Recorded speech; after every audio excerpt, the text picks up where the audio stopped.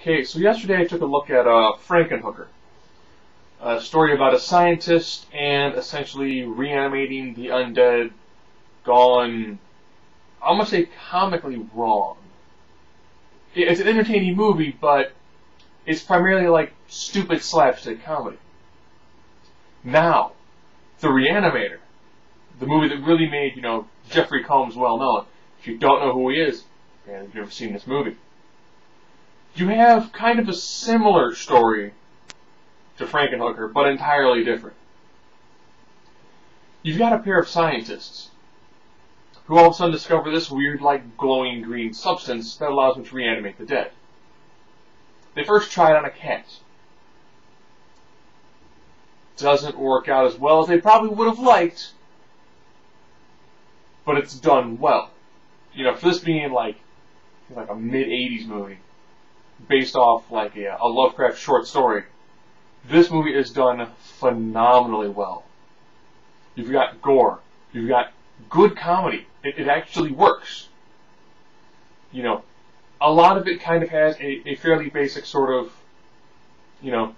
nerdy scientist likes girl, other scientist in position of authority also likes girl, frames one scientist who has essentially the key to bringing back life.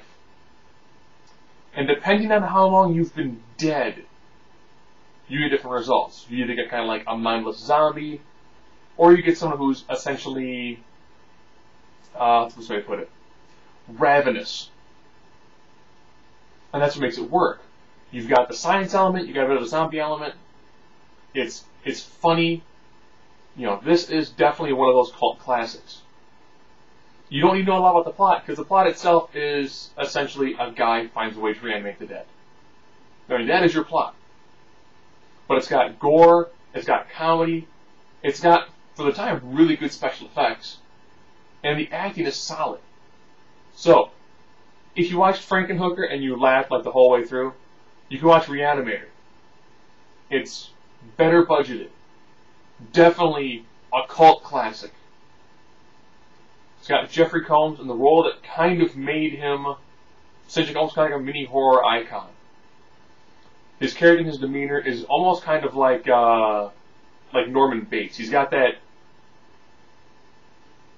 I want to say non-sympathetic, but he has that almost apathetic look, like everything that I'm doing for the benefit of the whole world.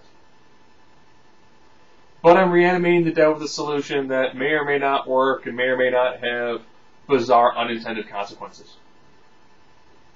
And it is an absolutely phenomenal movie. And that is The Re-Animator.